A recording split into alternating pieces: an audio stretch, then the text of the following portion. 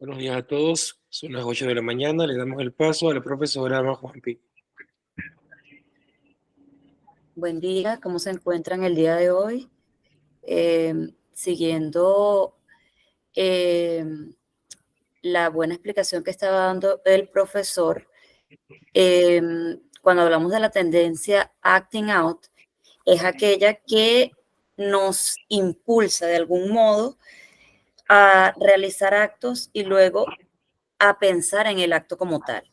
No todas las personas que tienen tendencia acting out terminan cometiendo un delito. Sin embargo, existe mayor probabilidad de que una persona con tendencias impulsivas cometa un delito a que una persona que eh, tenga otro tipo de valoración y tenga control de los impulsos cometa actos delictivos. Existen numerosas teorías que indican lo que es los actos criminales, como está la teoría del Ombocio, que él habla acerca de un estereotipo en el cual las personas se van a basar en el fenotipo del criminal, es decir, se tiende a decir que los criminales tienen rasgos físicos eh, más fuertes, que pueden tener cicatrices, que pueden tener,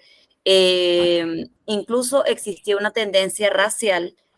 Sin embargo, esta es una de tantas teorías.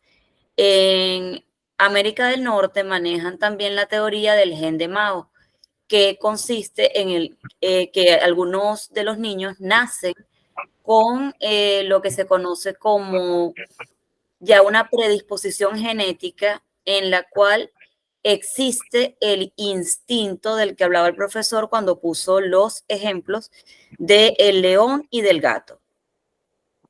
Ahora, desde el punto de vista psicológico, nosotros vamos a considerar lo que es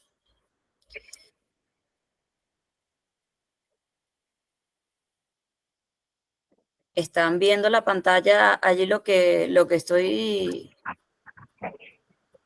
mostrando, me siguen viendo a mí.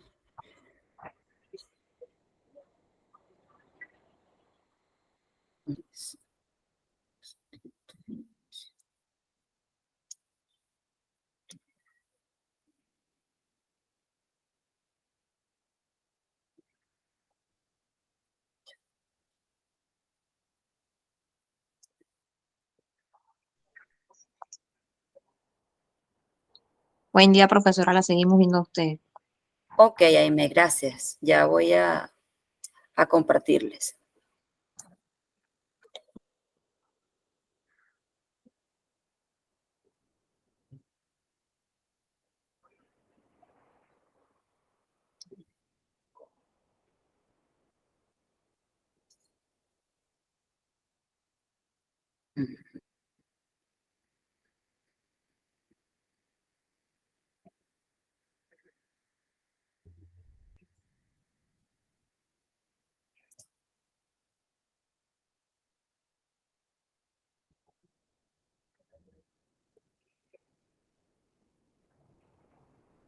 Ok, ahora creo que sí pueden ver la pantalla.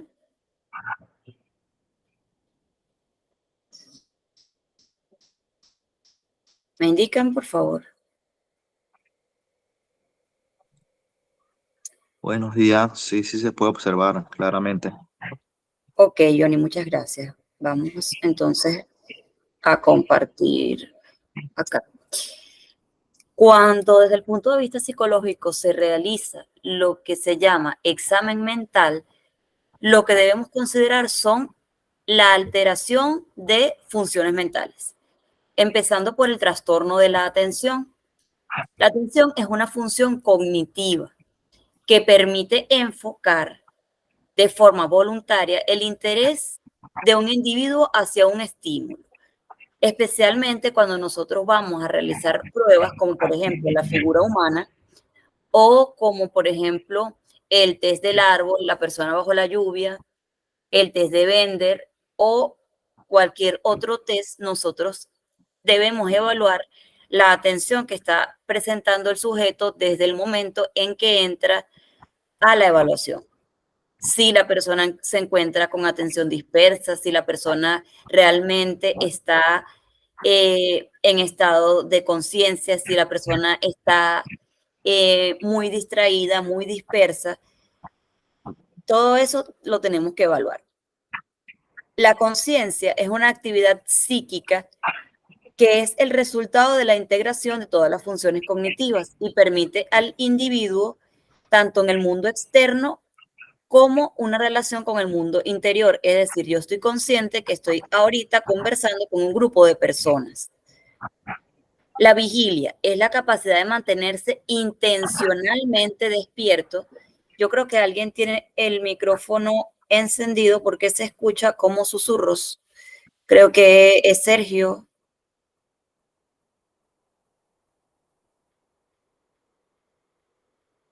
Ok. La conciencia, como les decía, es lo que nos permite a nosotros realizar actividades con un propósito. La vigilia es la capacidad para mantenerse intencionalmente despierto y con una atención suficientemente expresada en acontecimientos tanto externos como internos. Es decir, yo estoy aquí y estoy hablando de un tema en específico. Y la emoción se relaciona con lo que estábamos hablando de la tendencia acting out, ya que la emoción es un impulso a actuar, una condición psicológica y biológica que se elabora en base a respuestas a estímulos. Nosotros decimos que el individuo es biopsicosocial porque biológicamente él nace con una predisposición. Psicológicamente, él se adapta al medio por medio del aprendizaje y es un individuo social porque necesita socializar para mantenerse dentro de la conciencia y la vigilia y respondiendo a un entorno adecuado. Cuando hablamos de los individuos biopsicosociales, allí nosotros podemos determinar cuando un individuo tiene una conducta típica o una conducta atípica. Cuando nosotros seguimos instrucciones y nos adaptamos a las normas sociales, así nosotros estemos dentro de lo que es, por ejemplo, hay personas que viven alejados de la sociedad en el sentido de que viven en lugares lejanos. Entonces, nosotros decimos que esas personas inclusive deben mantener una conducta dentro de lo que cabe, dentro de las reglas sociales. Cuando nosotros hablamos de un individuo, por ejemplo, un psicópata o un sociópata, ellos tienden a adaptarse a la sociedad muy fácilmente y a camuflarse dentro de cada uno. Nosotros no podemos decir que una persona por un fenotipo o por lo que observamos es sociópata o psicópata.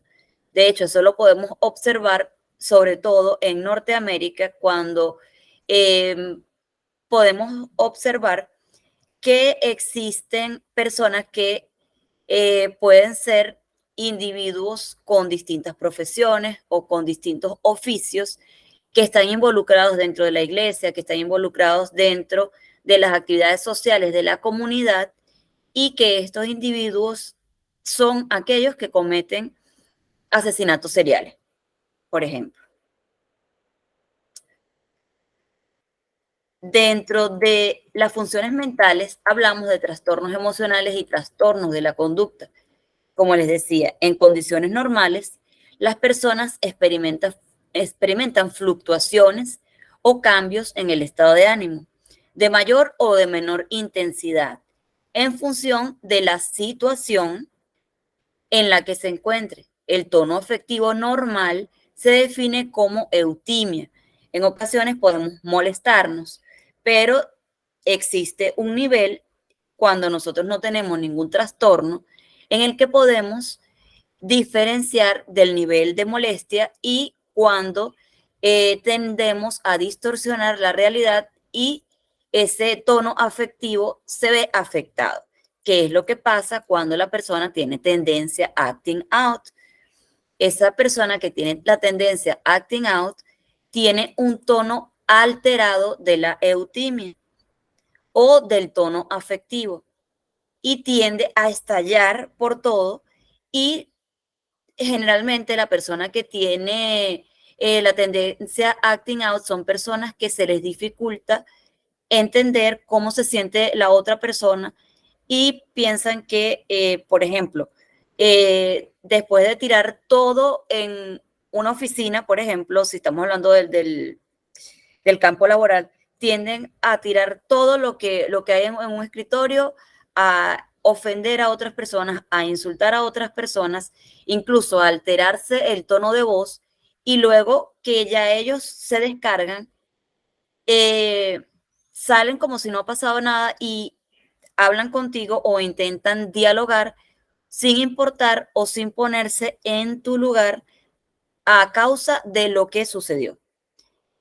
Como les había dicho antes, no necesariamente la persona que tiene tendencia acting out tiene un trastorno afectivo que va a detonar un delito, pero sí son personas que son impulsivas.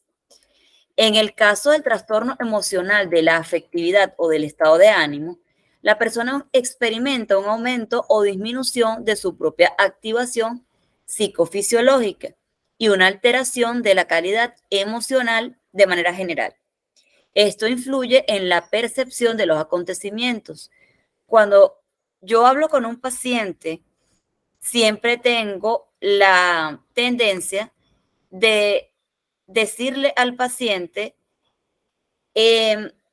cuál es la percepción del paciente de lo que está sucediendo para unificar criterios, porque desde el punto de vista psicológico nosotros no podemos permitir que existan distorsiones de la percepción, porque lo que para mí puede ser algo ofensivo, para otra persona puede resultar algo normal. Entonces nosotros tendemos a preguntar cómo es para ti la situación, cómo desde el punto de vista de tu perspectiva me puedes explicar la situación que estoy viviendo.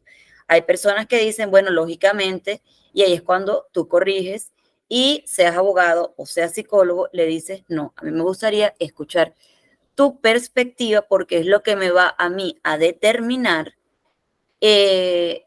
cuál es el grado de ofensa o la percepción que tú tienes acerca de esta situación.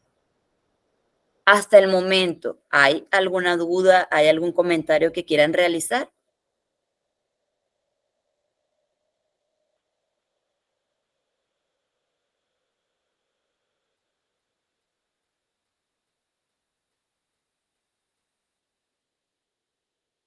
Sí, profe, tengo una pregunta.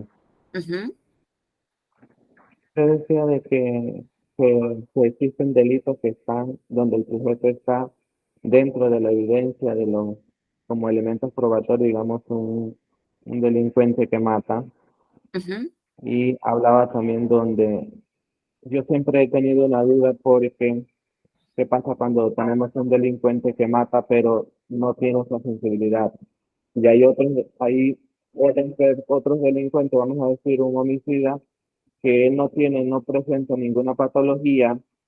eh, ¿Cree usted que dentro de la psicología forense oculta información para no enfrentar los hechos? Ok, Sergio, gracias por tu pregunta. Bueno, fíjate algo. Hay ciertas tendencias, como te digo, de teorías que indican que hay un estereotipo en el cual el delincuente debe ser de una forma fenotípicamente. Hay otras teorías en las cuales nos establecen a nosotros que el delincuente nace con una predisposición genética, pero existen múltiples factores por los cuales una persona puede llegar a cometer un hecho punible.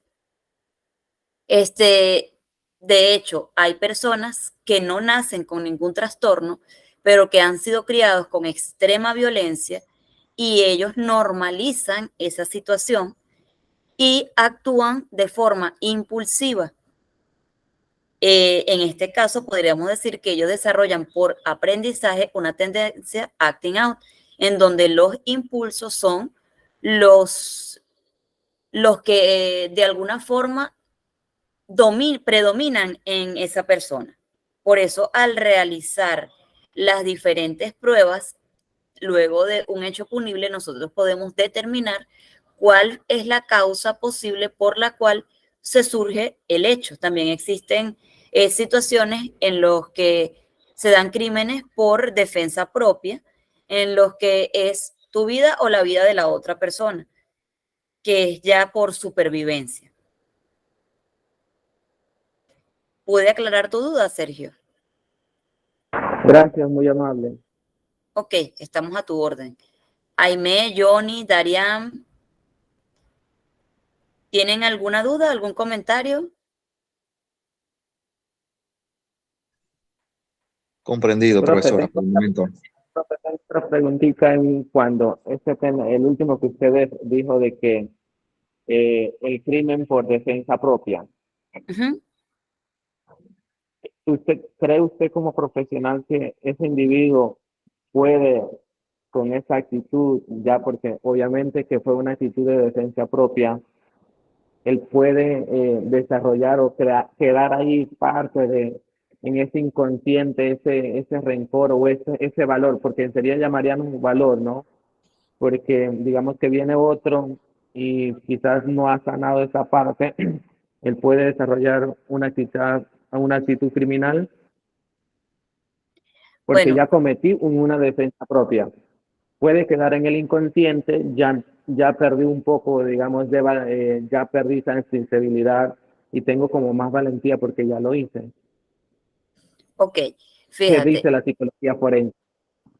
Fíjate, es por esa situación precisamente que en toda institución debería ser, en vez de la privación solo de la libertad, debería ser tratado desde el punto de vista psicológico, porque si pudiese desarrollar, en este caso, lo asociaríamos con un estrés postraumático si queda en el inconsciente, y entonces este individuo desarrollar una tendencia acting out orientada a la defensa propia y desarrollar conductas de agresión debido a la situación que queda en el inconsciente. Pero para eso se debería trabajar con un equipo multidisciplinario en el cual las cárceles o los institutos sean correccionales y tengan la posibilidad de integrar a estas personas si, dependiendo del grado de peligrosidad a la sociedad, si bien no la pueden integrar a la sociedad, que por ejemplo ahorita creo que es en Guatemala o en El Salvador, es en El Salvador, que están haciendo una especie de reformatorio para los pandilleros. Y ellos, si bien es cierto, existen en la mayoría conductas biológicas de nacimiento, además el entorno es reforzado porque desde pequeños se unen a pandillas y allí, en ese caso, ellos lo están trabajando como un reformatorio para la prevención. Quizás estas personas no puedan volver a unirse a la sociedad, pero ellos allí tienen sus propias reglas. De hecho, ellos ahorita en ese reformatorio les solicitan a los familiares que ellos paguen como una especie de mensualidad para que ellos sean recluidos allí o al ser recluidos allí, y ellos están trabajando allí, cada uno tiene una función en específico en las que están construyendo su propio entorno allí adentro. Es decir, ellos se están ganando su alimentación y se están ganando lo que diríamos que son las necesidades básicas de cualquier ser humano, pero ellos los están haciendo que se esfuercen de manera como tú te esforzarías en un trabajo normal por ganar sustento, ellos lo hacen dentro de esa comunidad para evitar que estas personas vuelvan a delinquir en la sociedad como tal, pero igual deben desarrollarse en su entorno. No sé si me expliqué correctamente. Listo, profe. Ok, vamos entonces a continuar. a menos que algún otro tenga alguna duda y me indique.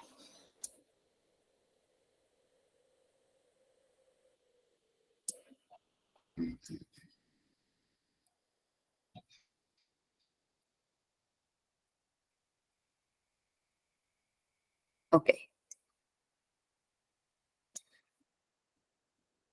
Dentro de los trastornos de las funciones mentales está el trastorno de la inteligencia, en donde definimos la inteligencia como la capacidad que tiene el sujeto de actuar con una finalidad, pensar racionalmente y relacionarse adecuadamente con el entorno.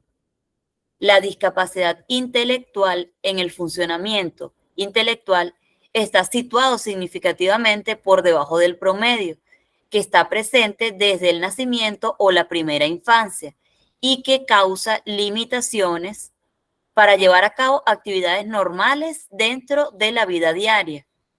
Dentro de la discapacidad intelectual se puede dar a causa de consecuencias genéticas, es decir, nace con una discapacidad o a consecuencia de un trastorno que perjudica el desarrollo cerebral. Por ejemplo, tiene una malformación en el lóbulo temporal o tiene una alteración en el lóbulo frontal, que es donde se ubica la parte conductual.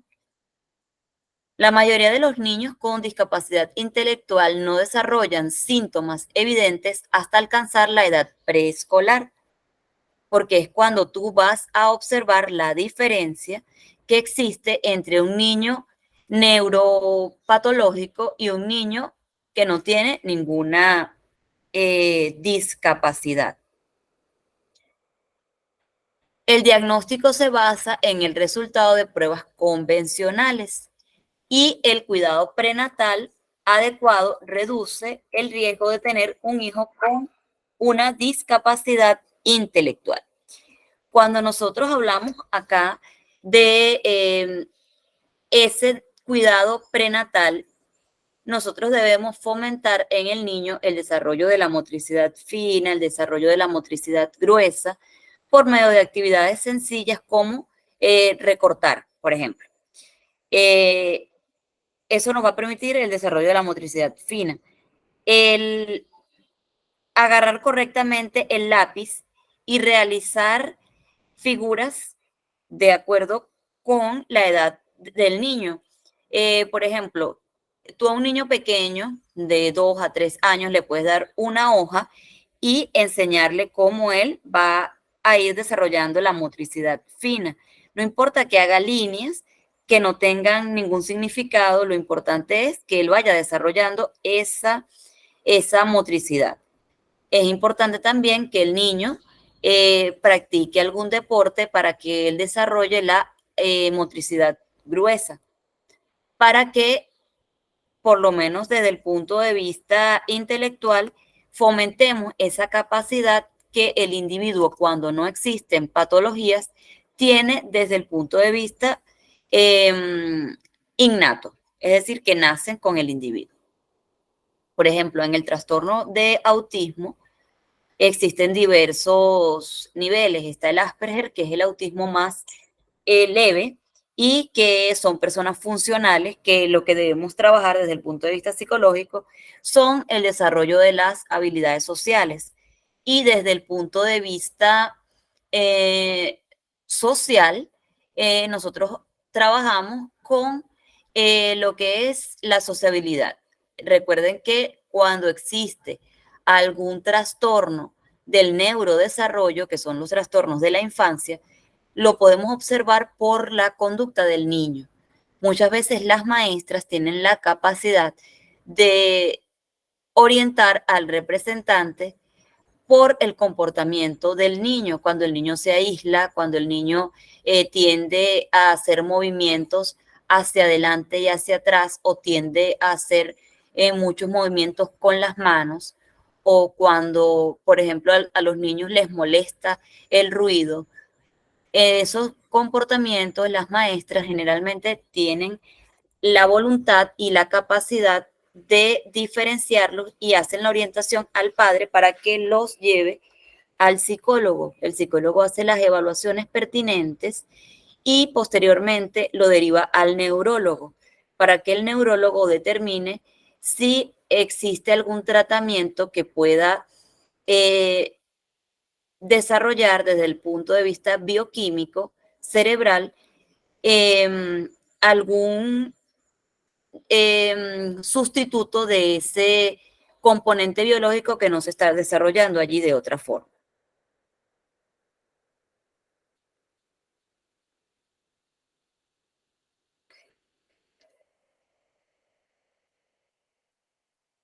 Trastornos del pensamiento. Trastornos de la forma del pensamiento, organización, articulación y formación de ideas. Hay personas que cuando padecen de ansiedad tienen un pensamiento acelerado. Es decir, es como si el pensamiento fuese más rápido de lo que comúnmente podemos procesar o como si tuviésemos el pensamiento en solucionar muchos problemas a la vez, y como estamos pensando en la solución de muchos problemas a la vez, no nos enfocamos en uno solo y eso hace que se genere ansiedad en las personas. Hace 2 días escuché una noticia en la que se está solicitando el apoyo de profesionales de la psicología en Europa, específicamente en España, porque se ha desarrollado un porcentaje muy alto de trastornos de ansiedad y de depresión, incluso trastornos ansioso-depresivos en la población en general por la situación actual en la que vivimos, es decir, la influencia de la tecnología, la rapidez con la que nos desenvolvemos, que muchas personas desarrollamos múltiples actividades y entonces eso desencadena niveles de estrés que no se pueden manejar sin un estudio previo o sin la orientación de un profesional. El pensamiento presenta una marcada rapidez en los procesos asociativos y una abundante producción de ideas, que era lo que les decía. El discurso puede ser fluido, rico y logorroico, que es decir, tiene coherencia, pero a menudo contiene chistes o juego de palabras, incluso alusiones, es decir, les hago una cita. Freud, en la interpretación de los sueños, él cita que todo chiste en el fondo tiene una expresión, es decir, que hay veces que nosotros decimos algo como si fuese en forma de chiste, pero ese chiste lo decimos con una doble función, que es, por ejemplo, hacerle entender a una persona que algo nos está molestando. Su máxima expresión patológica de trastorno de pensamiento es la fuga de ideas, donde los contenidos de las ideas suceden con tal velocidad y mutabilidad o cambios que se relacionan entre sí solo de forma superficial y a través de asociaciones rápidas basadas en la similitud fonética de contenidos. Y la más grave es cuando nosotros escuchamos a personas que en este caso tienen generalmente trastornos de esquizofrenia o tienen una crisis de ausencia o podría ser una crisis de pánico y acaban de pasar por un acontecimiento, puede ser presencia de un delito, puede ser que a ellos mismos le haya ocurrido algo o después de un accidente en el que el discurso es totalmente incoherente y desorganizado. Cuando hablamos de un discurso incoherente, hablamos de que la persona puede hablar en un tiempo presente y citar cosas del pasado que no se relacionen con el presente o adelantarse al futuro y tampoco tiene relación una idea con otra. A eso nos referimos cuando hablamos de un discurso incoherente. Y esto se origina generalmente por la fuga de ideas o el pensamiento acelerado. Otra de las causas puede ser por la intoxicación por drogas o alcohol, que cuando la persona está alto grado de alguna de esas sustancias se desinhibe, es decir, empieza a hablar cosas que normalmente no hablaría en un estado de pensamiento normal o en un estado en el cual no se encuentre bajo efectos de ninguna sustancia. Incluso también lo podemos ver cuando la persona está medicada, que por eso es que muchas veces los padres, cuando los niños sufren trastornos del neurodesarrollo o trastornos de la infancia, el padre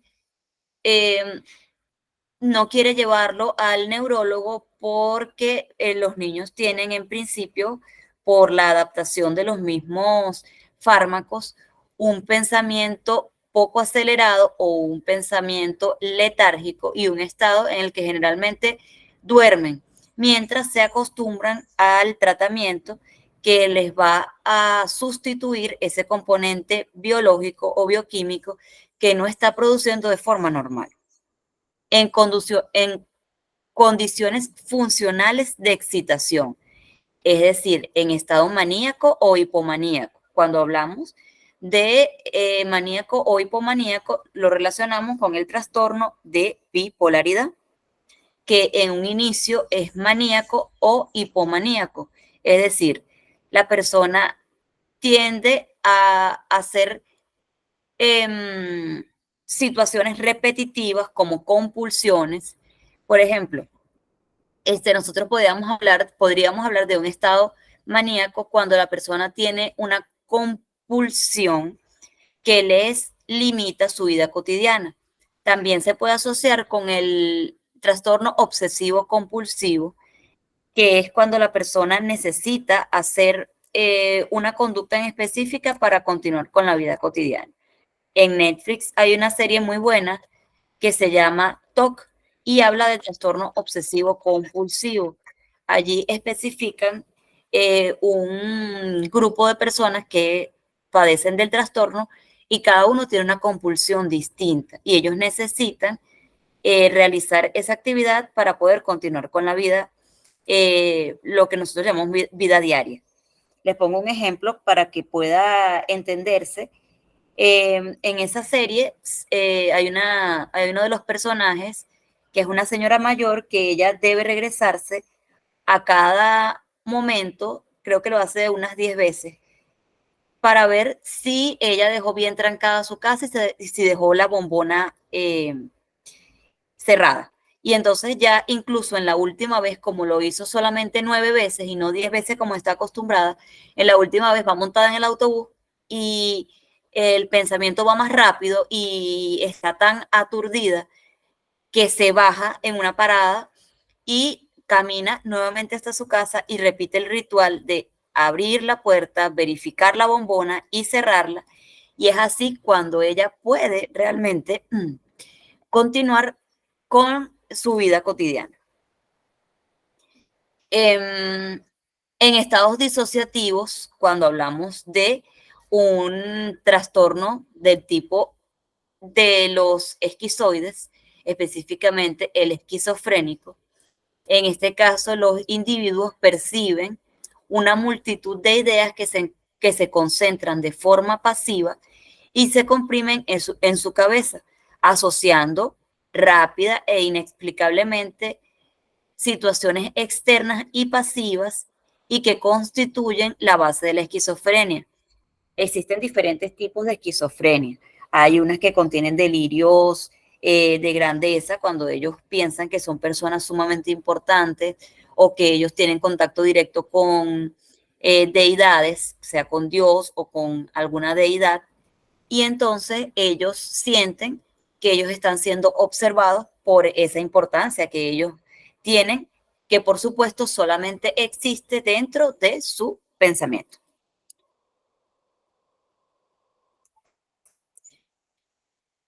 El pensamiento lento, que se marca por una disminución de las ideas, es decir, cuando la persona se tarda en procesar más de lo normal una idea que tú le estás comunicando. Eso se puede observar también en trastornos del neurodesarrollo, ¿sí? antes que usted continúe ahí, Ok. que se hablaba de la esquizofrenia. Ujú. Eh, ¿Qué pasa? Que usted decía de que esos tipos de esquizofrenia que se dan sobre las deidades. He Ajá. tenido muchas personas en el consultorio donde también llegan, la mayor parte son como muy cristianos, ¿no? Ok. Entonces ellos llegan y entonces eso es bien delicado porque hasta ellos llegan hasta someter Ujú. a los que están en su entorno, Es correcto. porque encontré uno donde él decía de que Dios le manifestaba. Entonces, cuando tú vas el periodo, obviamente que hubo un problema de la parte de ese que usted decía neurodesarrollo, no Ujú. fue tratado específicamente con un neurólogo. Entonces, ¿qué pasó? Sí fue tratado, pero con el pasar del tiempo lo dejaron y se Ujú. volvió aún a complicar el problema. Y obviamente que las personas trataron de refugiarse en un grupo cristiano. Entonces, yo siempre veo estos tipos de personas y que, bueno, y es justamente lo que usted dice, son problemas de neurodesarrollo que el individuo lo va desarrollando y obviamente no se tratado. Y es delicado porque ahí también entra lo que tema de lo que podemos usar primero el suicidio, que eso que Ujú. usted decía, que vemos imágenes, vemos fondos, vemos ruidos. Entonces, ¿qué pasa? Que todas estas cosas, esos esquizofrénicos pueden cometer un delito y es muy complicado cuando es en temas judiciales.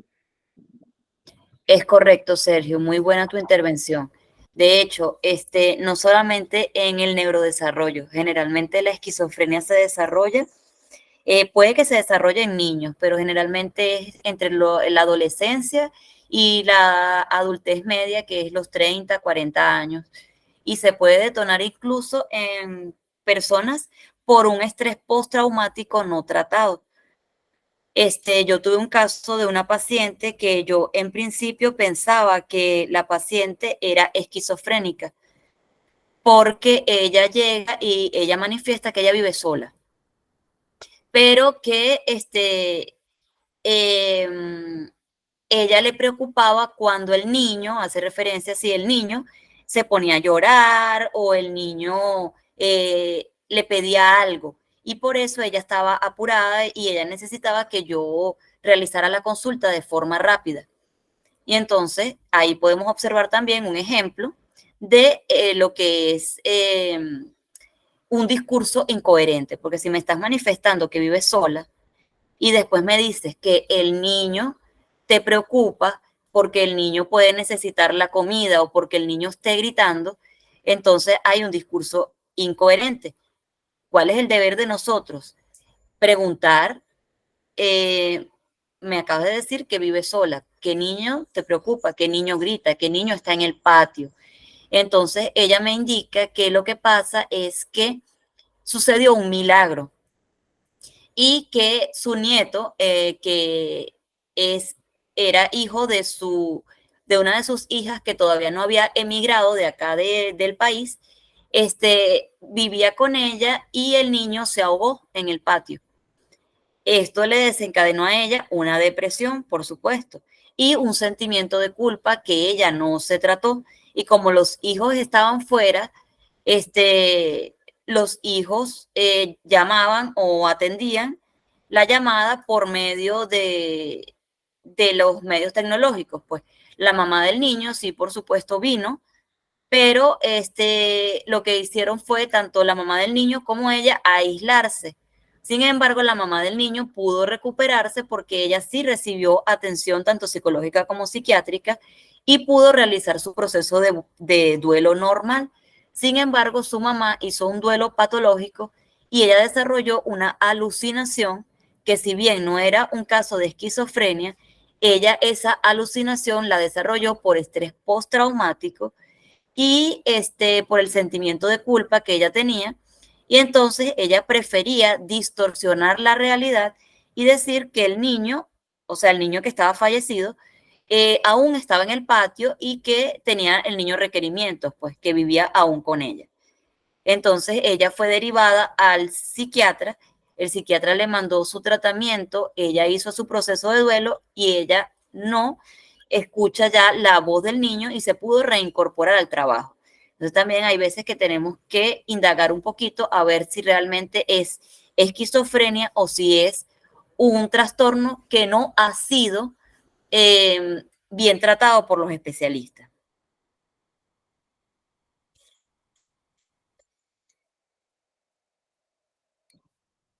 Ok.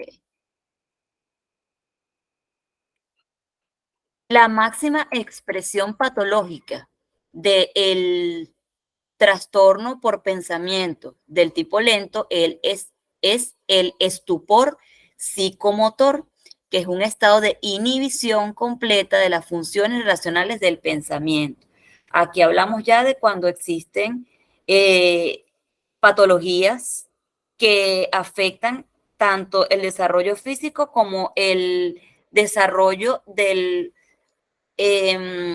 incluso de lo que es cuando te dicen a ti, no, lo que pasa es que él caminó cuando tenía 5 años, o él habló cuando él tenía 3 años. Y si nosotros nos ubicamos dentro de los estadios del neurodesarrollo de Jean Piaget, nosotros podemos diferenciar cuando existe un fenómeno del tipo de estupor psicomotor o cuando existe alguna condición patológica, sea transitoria porque el niño está fatigado, porque está aburrido o porque el niño vive en un entorno patológico donde, por ejemplo, el papá le pega a la mamá, donde vive abuso físico, psicológico o sexual. Y entonces tiene un pensamiento letárgico o lento porque él está viviendo una situación que le afecta. Cuando existen síndromes psicoorgánicos, que existe confusión mental, donde existe la demencia, donde existen enfermedades orgánicas del sistema nervioso central. Y en trastornos funcionales como la depresión, como les puse el ejemplo de la señora. Cuando existe un pensamiento pobre o pensamiento reducido en cantidad y calidad, que es un tipo de pensamiento que está reducido a tal punto que los contenidos del discurso son pobres y la expresión repetitiva y estereotipada. Allí les pongo nuevamente el ejemplo de, eso también lo pueden ubicar en Netflix y en HBO, que es el ejemplo de Jeffrey Dahmer, que él tenía un pensamiento pobre y un discurso poco coherente o un discurso, digamos, pobre en el pensamiento, porque las respuestas eran puntuales. Ok, sí, no, o cuando le preguntabas si te podía desarrollar algún discurso, el discurso era muy puntual. Por lo tanto, se podría decir que él tiene un trastorno del neurodesarrollo, porque incluso él manifiesta y el papá manifiesta, o él manifestaba y el papá manifiesta, que desde niño él presentaba un comportamiento diferente al de los demás niños y no fue tratado porque el papá realmente pasaba el día fuera de la casa trabajando y la mamá consumía muchos fármacos, que fue por eso que se desarrolló la patología en esta persona. La deficiencia mental, el deterioro mental o daño cerebral o demencia, los síndromes funcionales, que incluye la esquizofrenia, el pensamiento prolijo, es decir, tortuoso, lento, indirecto, con interferencia en las ideas secundarias. Existen también pensamientos discontinuos, es decir, comienza por una idea, interrumpe esa idea, desarrolla otra y así sucesivamente. El pensamiento limitado, pensamiento concreto, desorganizado, incoherente y circunstancial. Hay un pensamiento que se asocia generalmente con las patologías criminales o la psicología forense, que es el pensamiento disociado, paralógico con los fenómenos de fusión, hiperinclusión, descarrilamiento, tangencialidad, ilogicidad, bloqueo, neologismos o asonancia. Es decir, un pensamiento que no tiene ninguna lógica, pero que para el sujeto sí tiene lógica y que por eso nosotros necesitamos el estudio de la psicopatología para poder darle la importancia y en futuro poder tener una prevención o desarrollar perfiles psicológicos de ciertos tipos de individuos en los cuales nosotros diferenciemos un pensamiento disociado de un pensamiento normal. Pensamiento dominante con una idea prevalente, una idea obsesiva o una idea repetitiva que le indique al sujeto, por ejemplo, en el caso de la esquizofrenia, una alucinación que le indique al sujeto que debe matar a alguna persona o que debe dañar a alguna persona para que deje de escuchar esa voz. La persona se siente tan atormentada y muchas veces no lo dice a otra persona, sino que actúa de forma impulsiva y es cuando se comete o una autolesión o inflige un daño a un tercero, que son igual de graves. Y el trastorno del contenido del pensamiento o del juicio, que es cuando nosotros hablamos desde el punto de vista jurídico si la persona tiene capacidad o no para ser imputado, o cuando, por ejemplo, las personas van a heredar, si la persona tiene o no la capacidad para poder ejercer tanto su derecho desde el punto de vista legal o para enfrentar un juicio y si está dentro de su capacidad del pensamiento o del juicio adecuado. Trastorno de la percepción. Las alteraciones de la percepción son trastornos que afectan tanto la memoria como la conciencia de la población en general y son de origen transitorio y sin causa aparente predeterminada, pero que exigen atención inmediata, ya que son la antesala de problemáticas añadidas que requieren asistencia sanitaria. Esto es uno de los más importantes, porque cuando nosotros tenemos un trastorno de la percepción o alteración de la percepción, estos trastornos pueden afectar la sociedad en general, porque una persona que tenga una percepción distorsionada puede afectar al resto de la población porque él siente, la percepción es el sentir y es el enlace de la realidad con lo que nosotros percibimos internamente y esa asociación de la realidad que tenemos.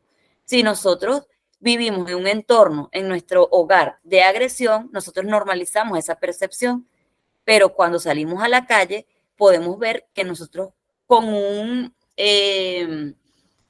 una actuación violenta, sea una forma violenta de responder de forma verbal o de forma de una agresión física, no vamos a resolver una situación que se puede entender para otro desde otra perspectiva.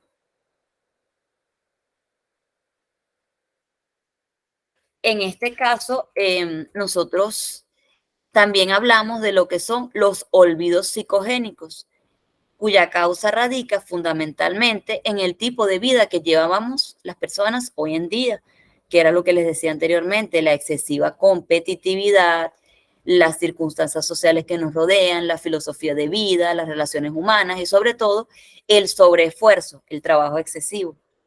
Muchas veces las personas se refugian en el exceso del trabajo para no resolver problemas internos.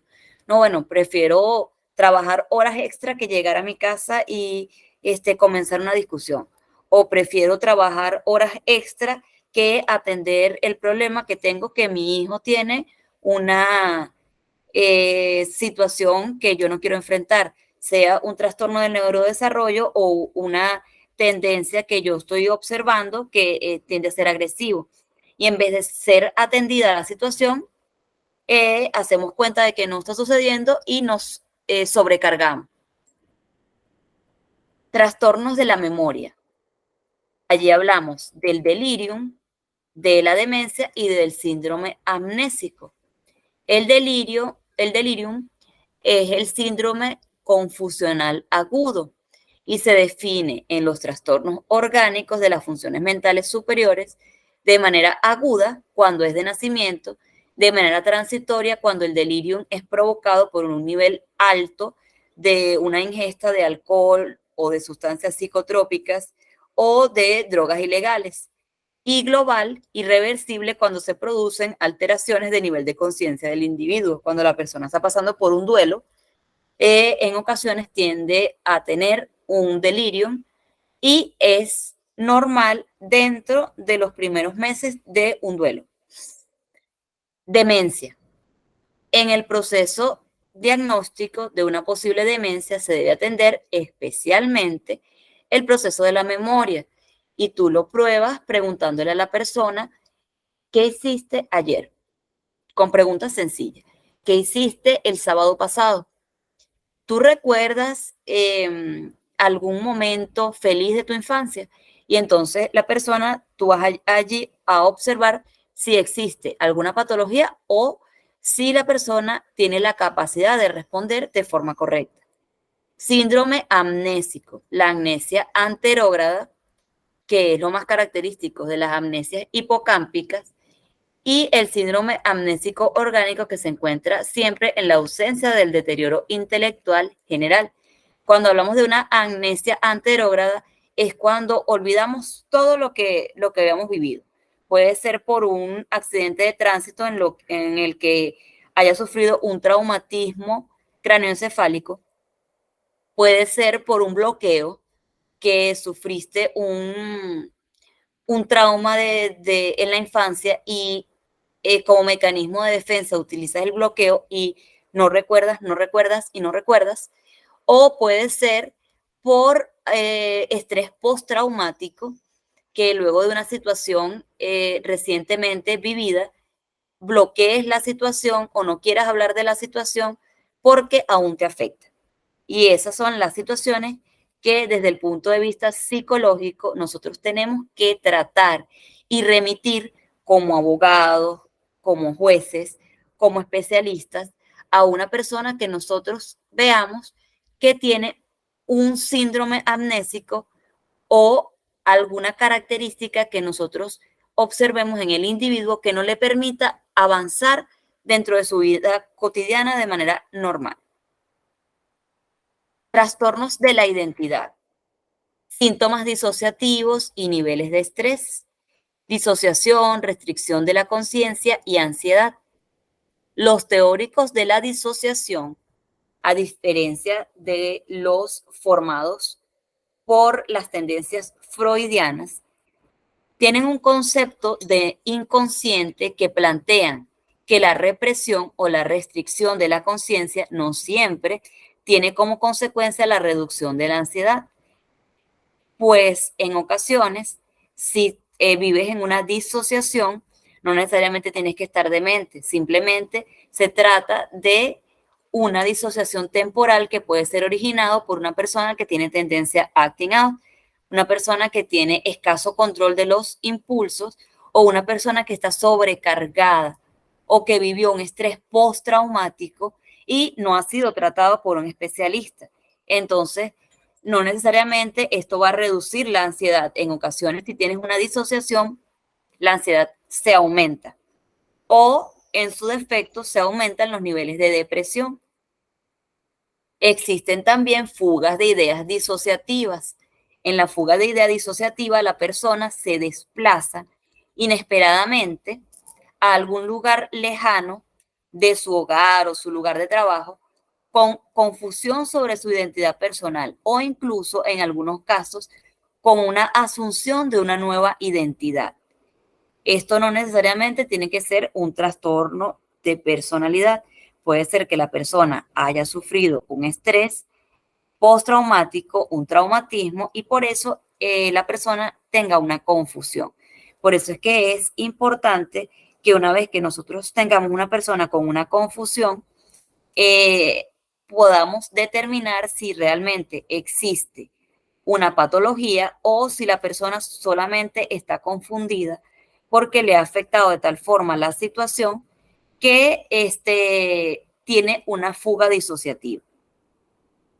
Un ejemplo de despersonalización es las experiencias persistentes y recurrentes de distanciamiento o de ser observador externo de los propios procesos mentales o del propio cuerpo. suele incluir experiencias de desrealización y no se acompaña por amnesia o por los hechos recientes. Es un trastorno que provoca malestar clínicamente significativo o deterioro de algún área importante del funcionamiento del sujeto. Durante un episodio de despersonalización, el sujeto mantiene intacto el sentido de la realidad, como el siguiente ejemplo. Un adolescente indica que se siente como si fuese un autómata, como si estuviera viviendo un sueño o una película. Aunque está muy preocupado por si se estuviera volviendo loco, mantiene intacto su contacto con la realidad. Esto se orienta a un diagnóstico de trastorno de despersonalización. Esto sucede también cuando la persona acaba de recibir una noticia de la pérdida de un familiar o una ruptura. De momento existe una despersonalización, es decir, la persona no se adapta a la percepción real, a lo que está sucediendo y tiende a reaccionar de alguna forma. En algunos casos, la persona tiende a aislarse y eso ya es un síntoma de que la persona está pasando por algún proceso depresivo o por algún proceso ansioso y es motivo para consulta psicológica. Trastornos de la conducta. Los problemas de la conducta en la infancia y en la adolescencia son uno de los motivos más comunes por lo que los padres acuden con sus hijos al psicólogo. Según algunos estudios en diferentes países, los trastornos de conducta han sido considerados los más prevalentes a lo largo del desarrollo. Puede ser trastorno por déficit de atención con o sin hiperactividad y trastornos de la eliminación. La prevalencia de estos trastornos de conducta es alrededor de un 7% entre los 5 y los 10 años. Esto según investigaciones del 2009, 2003 y 2006 realizadas por Meléndez, Valero y el Instituto NICE, respectivamente. Los comportamientos disruptivos o las conductas desafiantes o de oposición se pueden encontrar como parte del desarrollo evolutivo normal en niños de determinadas edades y pueden cumplir con una específica función en la distinción de las diferentes etapas. Por ejemplo, en la adolescencia, el adolescente, al ser enfrentado a esta etapa en la que la palabra lo indica, adolece o carece de una identidad porque busca la aceptación muchas veces de los grupos etarios, de los grupos de amigos y tiende a cambiar el estilo de música, la forma de vestir y eso aunado al cambio hormonal que está sufriendo. Hay que diferenciar cuando el adolescente está pasando por un periodo de disociación o está desarrollando una conducta delictiva o una conducta atípica y cuando el adolescente es simplemente que por esa ausencia de identidad o la búsqueda constante del yo y de la identificación, el adolescente se comporte de determinadas formas. Para determinar este tipo de conductas, recuerden que hay que realizar procesos evaluativos y que debemos tener un conjunto de 5 o más características dispuestas en el CIE-10 o en el DSM-5, que son los manuales diagnósticos, para definir si existe o no un comportamiento disruptivo, un trastorno antisocial de la personalidad o alguna patología, o si es solamente un trastorno o una conducta transitoria originada por algo que esté sucediendo en el entorno. Las conductas disruptivas han sido definidas como comportamientos que limitan o alteran el desarrollo evolutivo adecuado, dificultando su actuación en áreas como el aprendizaje o el desarrollo de las relaciones sociales adecuadas. Algunos investigadores afirman que los padres de niños con conductas disociadas, en algunos casos pueden propiciar refuerzos positivos a las conductas disruptivas de forma involuntaria. De esta manera es necesario evaluar el ámbito familiar. Yo cuando evalúo adolescentes o niños, primero tengo una entrevista con los padres y posteriormente tengo la entrevista con el adolescente o con el niño, porque recuerde que generalmente el individuo va a decir lo que queremos escuchar y más si están siendo evaluados.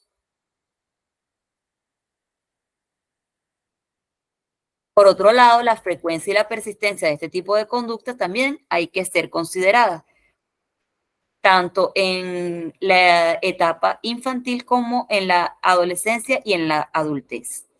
La actuación de los padres es determinante a la hora de determinar y poner en marcha acciones preventivas, puesto que si existe alguna interferencia en la adaptación o el desarrollo, los padres deben solicitar la ayuda del profesional y deben seguir un conjunto de normas y conductas para mejorar las estrategias y controlar y modificar los comportamientos que tienen, en este caso, los niños o los adolescentes.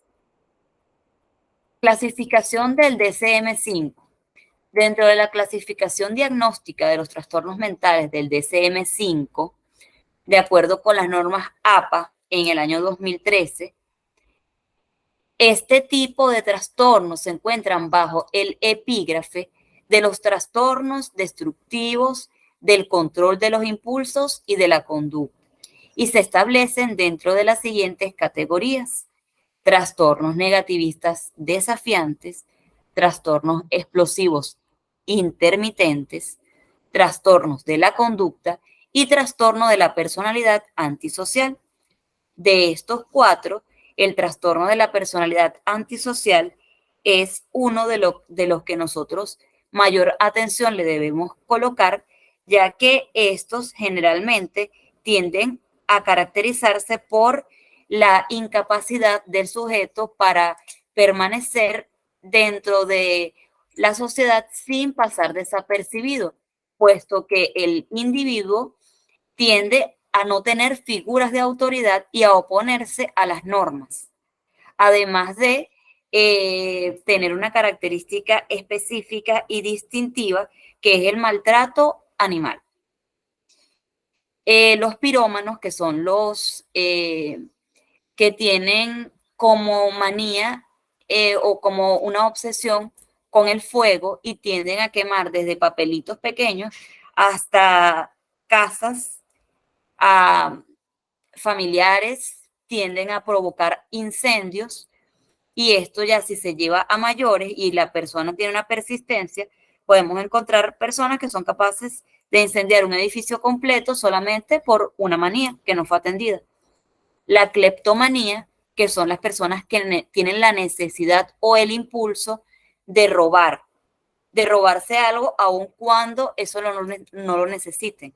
Van para tu casa, por ejemplo, y si es un cleptómano, algo se lleva, así no lo necesites, si sea algo tan sencillo como un cepillo.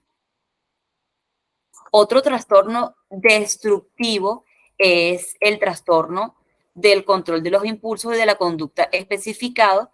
Puede ser asociado con la tendencia acting out, más la tendencia acting out, como les indiqué desde el principio, no necesariamente va a determinar que una persona sea o no un delincuente.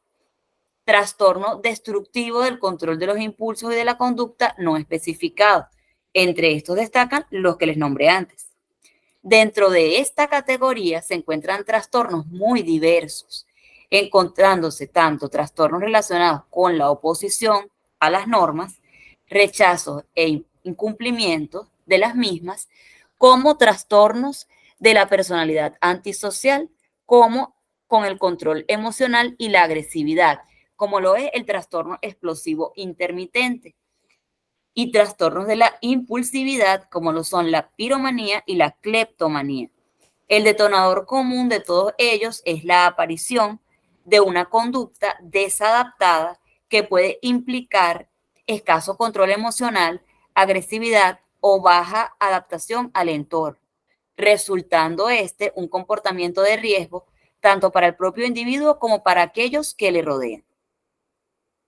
¿Hasta el momento existe alguna duda?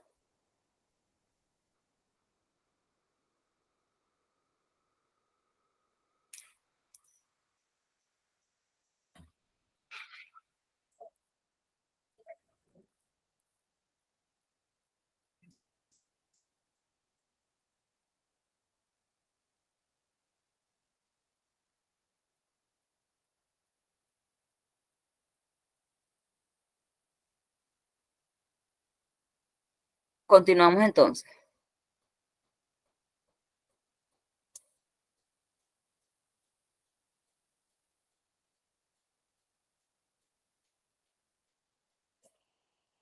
Ok. Aquí vamos a ver un poco acerca de lo que es, esto por supuesto lo vamos a resumir, lo que es la semiología psiquiátrica como tal. La semiología o semiótica psiquiátrica es la parte de la medicina que trata el estudio de los signos y síntomas de las enfermedades y que nos deja la enseñanza o la preparación de un determinado conocimiento. Así pues, tenemos la capacidad de diferenciar una conducta normal de la anormal. Ya hablamos de la conciencia, hablamos del delirio, hablamos de la atención. Existen diferentes formas de exploración. Durante la entrevista, la observación directa es importante. Tengamos la profesión que tengamos nosotros. Si somos psicólogos, si somos abogados, si somos psiquiatras, si somos jueces, si somos maestros, nosotros si vamos a observar una conducta de una persona que simplemente nos llama la atención porque se diferencia de los demás, la observación es lo primordial y tomar nota sobre esa observación y cuál es la conducta como tal que nos llama la atención. Cómo responde la persona a las preguntas que nosotros le decimos o le realizamos. Precisar la magnitud del estímulo que se requiere para despertar la atención de la persona, dependiendo de la edad. El tiempo que la mantiene, es decir, si es un niño que tiene déficit de atención, es difícil que el niño termine las pruebas si tú no lo estimulas. Entonces tú tienes que colocarle pruebas sencillas y esas pruebas llevarlas a cabo mediante juegos. Mientras él va jugando, él va respondiendo a las preguntas y realizando las pruebas que nosotros nos permitan determinar si existe o no patología. Si es un adolescente, pues hablar de un tema que a él le llame la atención o un adulto y mediante ese tema nosotros mantener la atención y de manera intermitente realizar pruebas sencillas. Así la cancelación de ceros en pruebas de validación cuando las pruebas están estandarizadas. Es útil, pero también puede ser reemplazado con la de tachar una letra de cualquier escrito determinado. Asimismo, la sustracción sería, es decir, restar 7 menos 7 o contar los números del 1 al 100. También la exposición brevísima de segundos en una lámina que contenga 10 objetos y pedirle a ellos que los identifique, que los anote y colocarle a eso un tiempo determinado.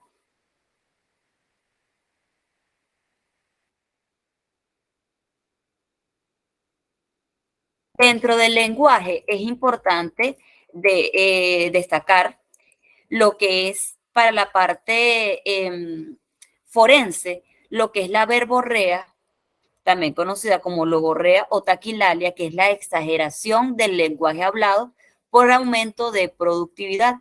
Cuando la persona habla incesantemente y frecuentemente, coincide con una aceleración del tiempo psíquico y se presenta en las excitaciones psicomotrices, en crisis maníacas, también en la embriaguez alcohólica, que no sé si han escuchado que los borrachos hablan mucho, los que están en estado alterado de la conciencia, hablan de más. Y así sucede cuando la persona intenta tapar alguna falta, sobre todo si hablamos de un delito, habla demasiado y por supuesto como está inventando generalmente o exagerando lo que está diciendo, es por eso que a veces vemos un discurso y luego al hacer el interrogatorio nuevamente el discurso es totalmente diferente o le agregan algo que no estaba y ya por ahí nosotros determinamos aquí hay algo que no está bien o que el sujeto nos está ocultando. También existe el mutismo, que es la ausencia del lenguaje hablado.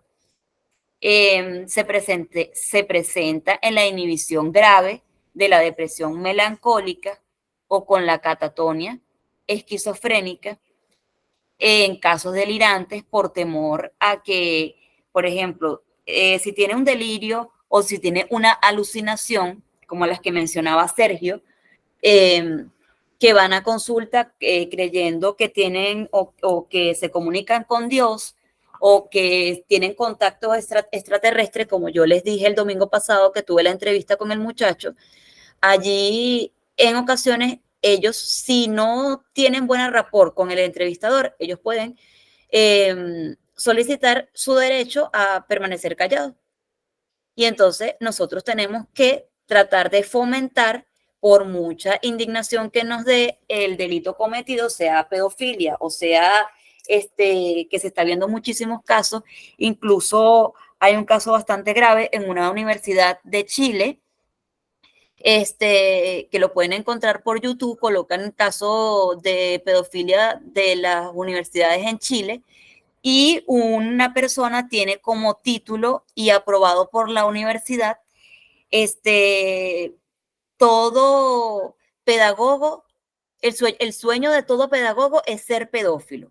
Allí, por supuesto, la persona se está proyectando porque está haciendo una alusión que debió ser considerada y anulada por la universidad antes de aprobar esa tesis, porque la persona puede ser investigativa, pero cuando ustedes ven el video en YouTube, pueden observar que la persona hace muchas alusiones, no a la parte de la pedofilia como estudio, sino de la pedofilia como un reflejo y como aprovechando la oportunidad de que tiene el trato y la confianza de los niños y de los padres para hacer o cometer abuso sexual.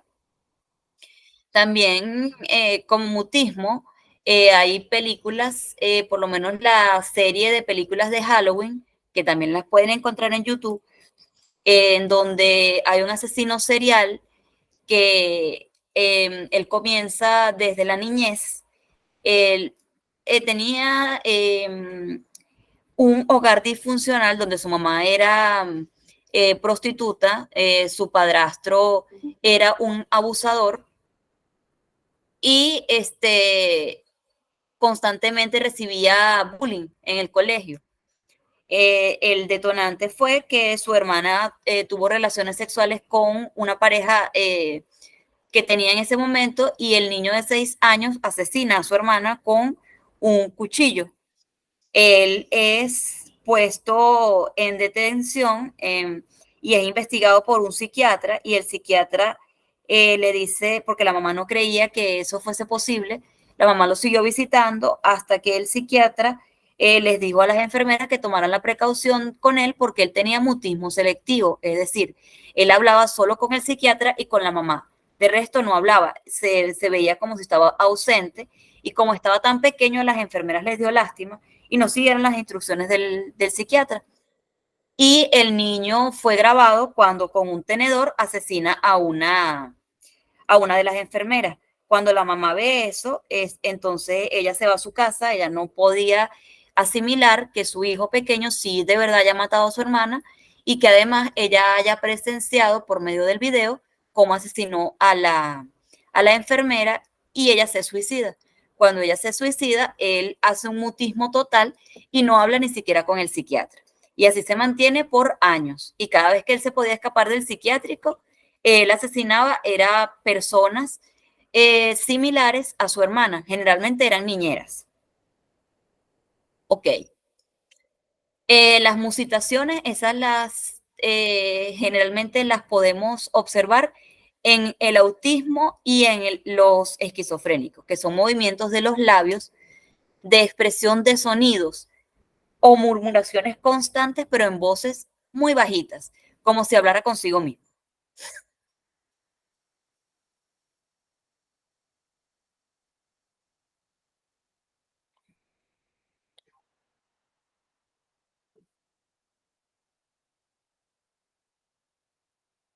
¿Se acuerdan que la semana pasada les mencioné del síndrome del Tourette? La coprolalia se relaciona con ese síndrome del Tourette porque es el empleo incontrolable de las palabras obscenas, como se observa en la enfermedad de Tourette y en algunos trastornos de la personalidad.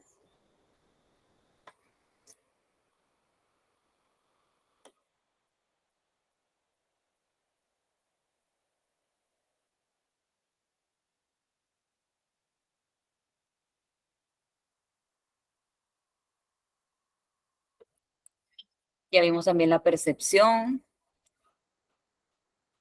ya vimos las diferentes alteraciones, las pseudopercepciones, las formas de exploración. Aquí cuando nosotros hablamos de formas de exploración del comportamiento, en la parte de forense podemos nosotros utilizar el interrogatorio. Puede ser con preguntas abiertas que la persona pueda relatar o con preguntas cerradas en los que la persona solamente diga sí o no. La actitud de escucha y las musitaciones o gestos, tenemos que considerarlo y tomar nota de este tipo de situaciones para determinar si el sujeto tiene o no completa lucidez. También es importante el contenido temático de la entrevista y lo que el sujeto manifieste hacia la misma.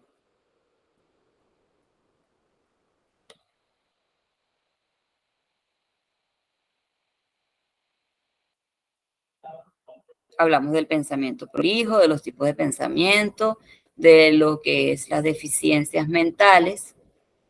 Ok.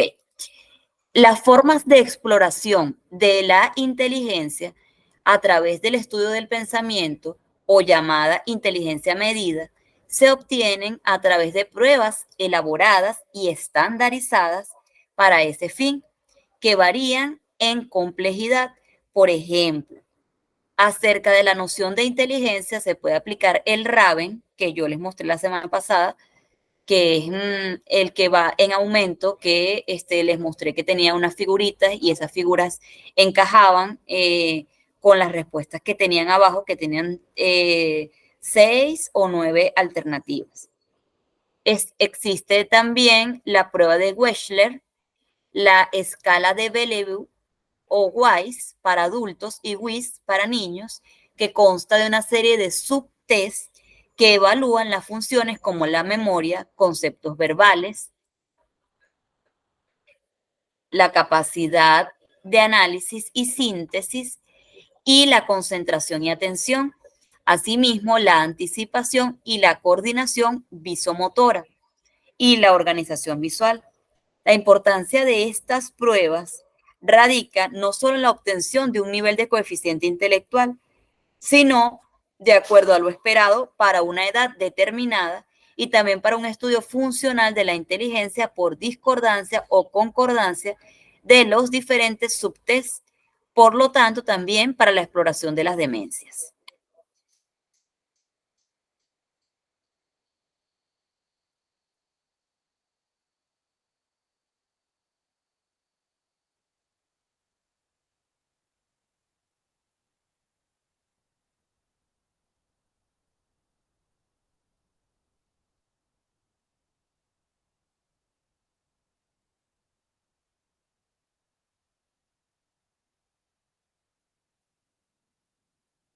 Otra forma de descartar un compromiso neurológico es mediante la observación atenta, como la realizada por Fergus Folds. Por ejemplo, de otro lado, es indispensable comprobar el tono muscular de la persona. Recuerden que hay personas que tienen compromisos intelectuales, discapacidades intelectuales, y ellos tienden a tener imposibilidades para caminar o para mantenerse sentados. Y allí nosotros es necesario que realicemos una evaluación neurológica o que hagamos la referencia al neurólogo.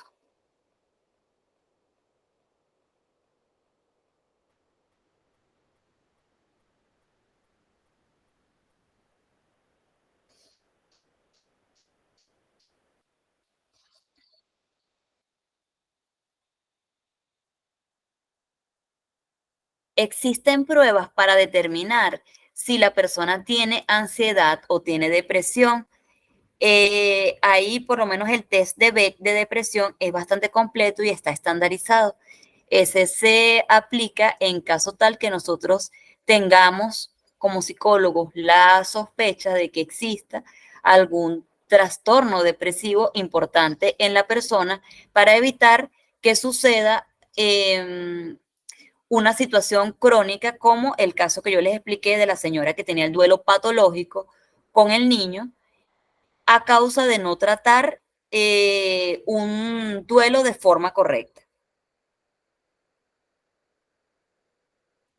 Es importante también saber si la persona duerme correctamente, si utiliza algún medicamento para dormir, porque generalmente los medicamentos para dormir ocasionan pérdida de memoria a largo plazo y puede que tenga la persona lagunas mentales y se acuerde de algunas cosas y haya otras cosas que estén difusas o no las recuerde porque luego de tomar una pastilla para dormir o un psicotrópico o alguna pastilla que afecte directamente el sistema nervioso central, la persona se puede ver afectada. Incluso a largo plazo puede originar algún tipo de demencia como el Alzheimer.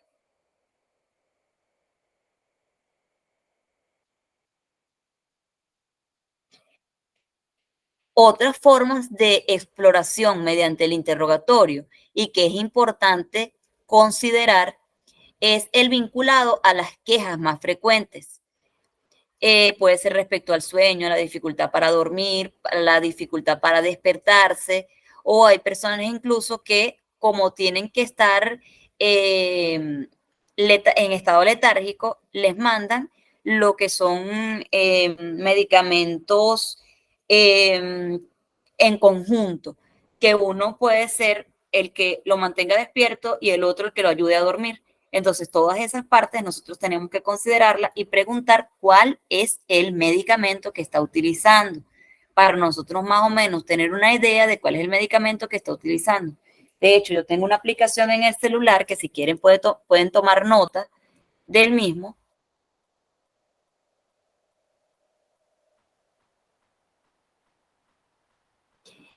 Que es, ya les voy a decir, denme un momento para buscar cuál es la aplicación.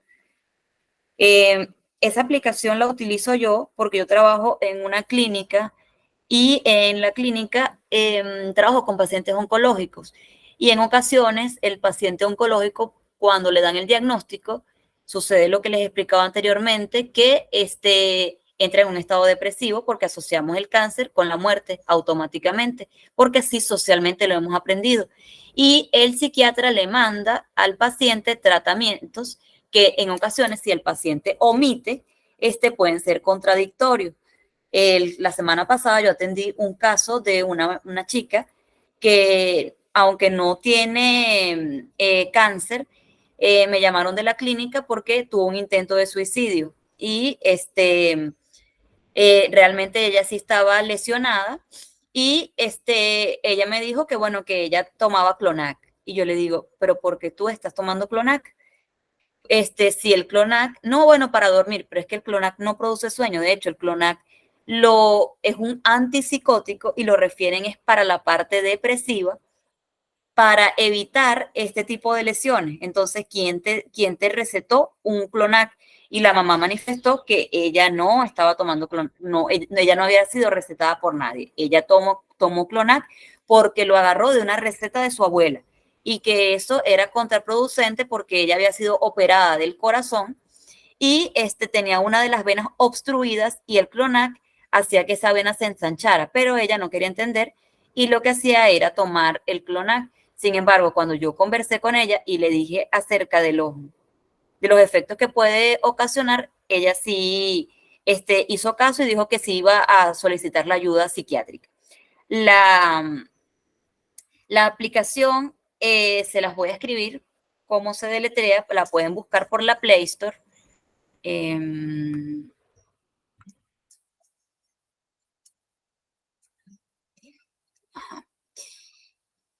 A E M P S CIMA. En esa aplicación ustedes van a encontrar de forma rápida algo que dice acá, creo que no se ve, bueno, búsqueda del medicamento. Ustedes colocan el medicamento y les va a salir la descripción clínica del medicamento como tal y les va a salir para qué se usa generalmente ese medicamento. Y no es que ustedes van a recetar medicamentos, porque ni los psicólogos ni los abogados recetamos medicamentos. Los que recetan medicamentos son los médicos con especialidad en psiquiatría o médicos internistas o con otras especialidades. Nosotros lo que necesitamos es saber si el estado alterado de la persona es producto de algún medicamento. Sencillamente es como un proceso investigativo, no para que ustedes vayan a mandarle a nadie un medicamento. Ojo con eso. Hasta el momento, ¿hay alguna duda?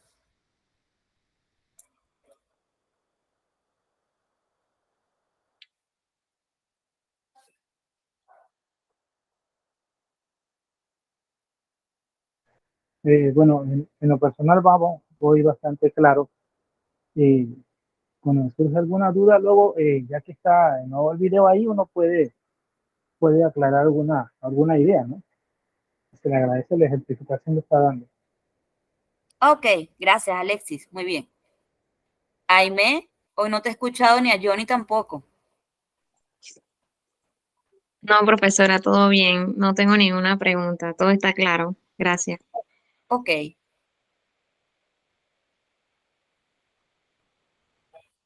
Johnny.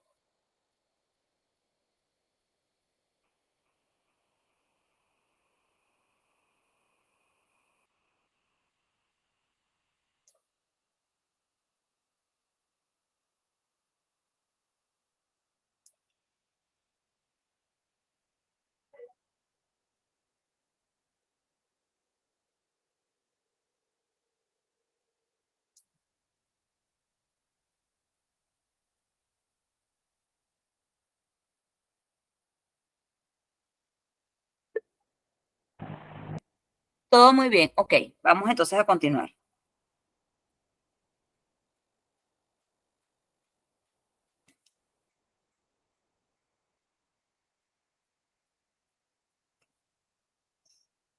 Profe, Ajá. eso que yo no sé si soy un psicólogo frustrado, ¿sí? No te Pero entendí, no hay que, Sergio. ¿Cómo? Repite, por favor. yo no sé si yo soy un psicólogo frustrado, pero hay cosas que no comparto dentro de la Ok, psicoterapia, en el ok. sentido de que usted menciona de que sí, el psiquiatra se receta una... Obviamente que los psicólogos, obviamente no recetamos ninguna pastilla, pero somos expertos en la psicoterapia en el sentido de que llega un paciente y tenemos todas las Sí. herramientas profesionales como para ayudarlo, ¿no? Pero hay Claro, cosas... no es que tú seas un psicólogo frustrado, es correcto lo que tú estás diciendo. Sin embargo, tú sabes que cuando hay patologías que necesitan medicación, nosotros Sí, como psicólogos aplicamos la psicoterapia y por eso yo hago tanto énfasis, Sergio, en el trabajo en el ajá, equipo multidisciplinario, porque sí, nosotros hay, tenemos como psicólogos que estar presentes en un tanto en un paciente medicado, como en el suicidio, como en la oncología, como en la parte forense, en reformatorios, porque nosotros con la psicoterapia es que realmente buscamos el origen del problema. Con un fármaco tú lo tapas a veces. Ahí voy, profe. Mire, yo tuve un paciente donde venía de una ruptura familiar, ¿no? Perdón, era una pareja, pero ellos decidieron ir directamente donde un psiquiatra. Eso a mí o sea, me chocó en el sentido de que cuando el muchacho viene el psiquiatra, le empezó a dar medicamentos antidepresivos, y cuando le digo, usted no necesita medicamento, usted ya se trató con un psicólogo primero. No, pero entonces, ¿por qué vas donde un psiquiatra primero? Eso es una solución, eso es una ruptura. Eso hay que sanar esas heridas, porque son heridas traídas de la infancia que te llevan a eso. Entonces, ¿qué pasó? Que el muchacho se empezó a ponerle como los ojos como lados oscuros, se empezó a brotársele cosas por el cuerpo, y yo dije, no, tienes que parar, no puedes ir más, seguir tomando medicamentos porque te están destruyendo tu... No. Entonces, ¿qué pasó? Él dejó de ir, seguimos con las terapias, y hoy es un día una persona que vive con un bienestar psicológico perfecto. Imagínense que si hubiese estado dependiendo de hoy todavía del psiquiatra, quizás no estuvieran, porque, o sea, ya las pastillas de estado hacen, obviamente que tampoco no somos los que, los super, que sabemos todo, ¿no? Pero como usted dice, siempre y cuando hay pacientes que sí verdaderamente requieren ya de una medicación. Ya cuando hemos usado todas las herramientas psicológicas dentro de la psicoterapia, con mucho gusto te lo remito, venga, que ya eso es tuyo. Vamos, digo yo. Es correcto. Y es que el orden en el que tú estás diciendo las cosas es como debe ser, porque primero pasa por la parte psicológica y después tú como especialista, si consideras, tú lo remites al neurólogo o lo remites al psiquiatra, pero solo si es necesario. Solo si es necesario. Correcto. Y es necesario también aclarar, porque yo estuve en un diplomado y como tú dices, no es que nosotros seamos más ni menos que las demás profesiones, porque nada que ver, o sea, solamente tenemos que trabajar en equipo. Nosotros no tenemos por qué tener ese celo profesional de que, oye, yo voy a compartir un material con Sergio y Sergio me va a ganar a mí o yo le voy a ganar a Sergio. No, no.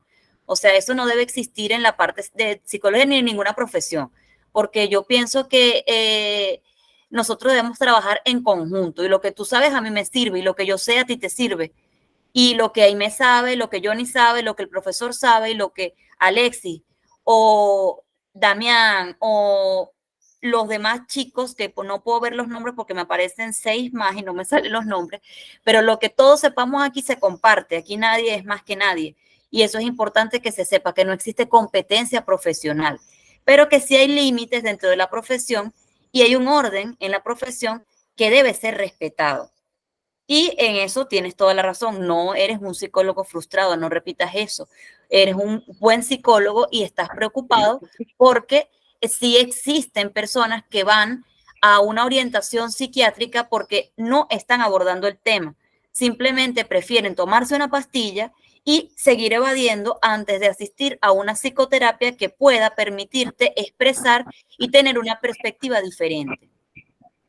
Sí, y es que eso a mí me espanta porque conocí otro donde ese muchacho, según la familia me decía, o sea, era tan normal, llegó, ocurrió un problema y fue directamente de un psiquiatra, el psiquiatra le empezó a dar pastilla, y hoy tienes unas conductas que o sea, ya no es, ya, o sea, obviamente que tiene que ya tratarse, pero cuando yo empiezo a leer todo el historial clínico, yo digo, hombre, este caballero tenía solución con un psicoterapeuta.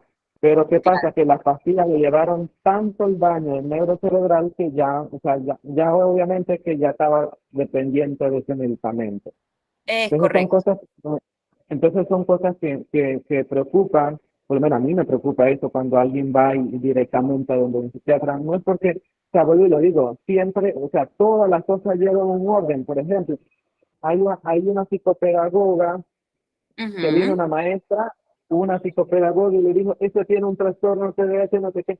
Y yo le decía, pero por favor, ¿cómo ella le va a etiquetar? Y esto hay que tener mucho cuidado también, tanto los profesionales de la salud, de etiquetar, porque como usted, hay, obviamente que uno, como usted dice, usted atendió un caso también donde me ponía a patinar, como se dice. Entonces son cosas que obviamente que uno no debe lanzar de una vez inmediatamente una etiqueta, simplemente que vamos a buscar otras herramientas, poner 5, 8, 3 pruebas para Ujú. así ser certeros en un diagnóstico, que no vamos a tener, decir una equivocación, porque por ejemplo, la vez pasada también otro donde trajeron, cuando me trajeron otro informe de otros remitidos de psicólogos, habían otras cosas que se fueron encontrando que no había. O sea, ¿qué pasa? Que el niño era lo que, no era el problema, ni era ni el niño, el problema era de los papás. Entonces, el Ujú. psicólogo siempre se enfocó, fue el problema del niño, y yo no encontré problema en el niño, yo encontraba problema en los papás. ¿Por qué? Porque los papás siempre lo dejaban solo y el niño buscaba esos medios alternos como para, como se dice, lo que vaya a la boca, el cuerpo lo habla, ¿no? Entonces son Ujú. cosas Somatizado.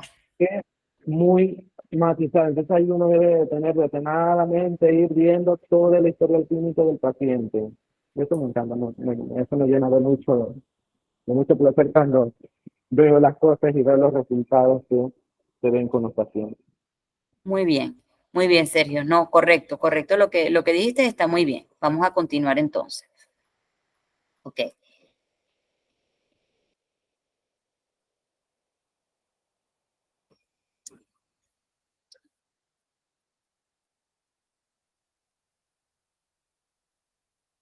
Ok.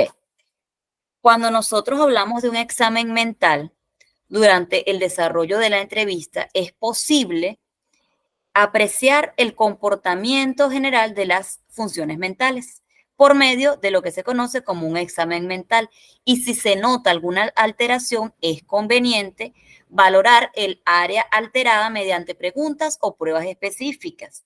Y puede ocurrir que sea necesario tener conocimiento detallado de cada uno de los aspectos que constituyen el examen mental. En este caso, se deben explorar con preguntas. Por ejemplo, el mini mental es uno de los tests que se utiliza para realizar un examen mental, porque tiene un conjunto de preguntas que son sencillas y específicas y te va a arrojar un resultado estandarizado. A mí me gusta trabajar más con pruebas estandarizadas que con pruebas proyectivas, porque las pruebas estandarizadas te dan una especificación y ya está aceptada mundialmente y generalmente te dan una puntuación. Mientras que las pruebas proyectivas las utilizo como complemento, ya que las pruebas proyectivas, el sujeto evaluador, de alguna u otra forma, interviene el criterio. Cosas que debemos considerar: las circunstancias en las cuales el paciente acude a la consulta y el ambiente donde ésta se realiza. Una de las primeras preguntas, después de los datos, es ¿cuál es el motivo por el cual acude a la consulta? En el caso de nosotros los psicólogos o los psiquiatras. En el caso de los abogados, que yo también soy abogado, vamos a preguntar es dar conocimiento del caso por medio del expediente y además preguntar a la persona si conoce todos sus derechos y si le fue informado de cuál es la causa por lo cual se encuentra en esa habitación o en ese lugar para ser interrogado, y escuchar la versión de la persona sin interrumpir de los hechos. El aspecto que presenta el examinado, la actitud que tiene ante sus síntomas y frente al examinador, el grado de autocognición, el juicio, el estado de conciencia, la orientación, la atención, la memoria, la inteligencia, la motricidad, la percepción, la afectividad, el pensamiento y el lenguaje. Además de esto, se añade que el paciente, en el caso por lo menos de la psicología, si el paciente va por voluntad propia o si, por lo menos yo tuve un caso de una adolescente que ella la llevó el papá porque su mamá la abandonó cuando ella estaba pequeña y ella estaba desarrollando un un conjunto de conductas autolesivas y el papá lo asoció con el abandono de su mamá porque su mamá, por alguna razón, siempre a pesar de que el papá le permite a la niña tener el contacto con su mamá y si su mamá quisiera vivir con ella, él no tendría problema, su mamá evita totalmente el contacto con la niña, tiene como un rechazo hacia la niña. Y ella lo percibe y se autolesiona. Y entonces no fue por voluntad propia. Pero en este caso se le dio la orientación tanto a ella como al padre de que debía acudir a la consulta para brindarle las herramientas necesarias para que ella se pudiera expresar y que esas autolesiones disminuyeran. Si es referido por otro médico, incluso si es un psicólogo, es necesario que se realicen las pruebas que nosotros consideremos pertinentes y que no trabajemos mediante un diagnóstico que ya venga realizado, porque si coincidimos, pues trabajamos bien en ese diagnóstico, pero si nosotros no coincidimos, tenemos que trabajar en base a lo que nos arroje los test aplicados por nosotros, la observación y la entrevista. Si va bajo engaño, no, que vamos a visitar a una amiga, vamos a visitar a un amigo. Entonces nosotros le tenemos que aclarar cuál es nuestra función y por lo menos en el caso de que haya un delito,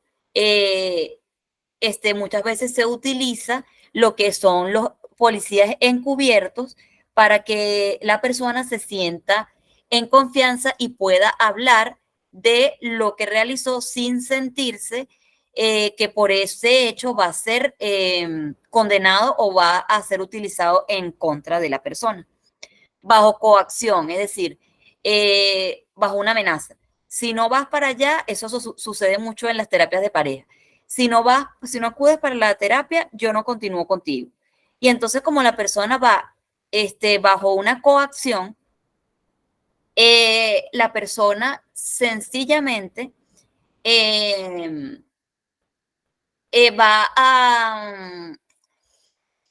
a aceptar por un momento, pero realmente no va a surtir ningún efecto. A la larga va a repetirse la conducta que se quiere erradicar porque la persona no va por su propia voluntad, sino porque está bajo amenaza de que si no vas a la consulta yo te voy a dejar. Sencillamente, si la persona no está consciente de que tiene un problema y el examinador no le hace saber que realmente tiene algunas situaciones que resolver para sí mismo y no para la otra persona, no va a surtir ningún efecto. Bajo contención mecánica, bueno, no, ni modo, voy porque no me queda otra alternativa que ir y la persona no va igualito a seguir los consejos o las instrucciones que el especialista le da. Bajo sedación medicamentosa, depende de las circunstancias, porque si la persona es agresiva o si nosotros trabajamos, como le digo a Sergio y como lo digo para todos, en equipos multidisciplinarios y el paciente es agresivo, puede que en algunas instituciones estén bajo sedación, no total, pero sí parcial para que ellos no se autolesionen o no vayan a cometer una lesión hacia el examinador. En el caso de los abogados, hay pacientes que los tienen con supervisión allí porque son de alta peligrosidad. Y si son pacientes psicóticos, es necesario que esté presente alguna autoridad y de ser posible, cuando el examinador lo vaya a entrevistar, que esté en este caso sí debería estar algún médico especialista allí por si la situación se torna en algún grado de peligrosidad tanto para el paciente como para el examinador, entonces aplicar la sedación completa. Con o sin conocimiento de estar examinado por un psiquiatra, solo o acompañado por familiares o por la fuerza pública o los bomberos. Considerar el ambiente donde se realiza, si es en un consultorio, si es en una cama de hospitalización, si es en una emergencia, si es en el lugar de trabajo o si es en la cárcel. ¿Por qué es necesario considerar el ambiente? Porque el ambiente puede también determinar que lo que nos diga el evaluado sea o no contradictorio o afecte en un aspecto general lo que se busca evaluar como tal.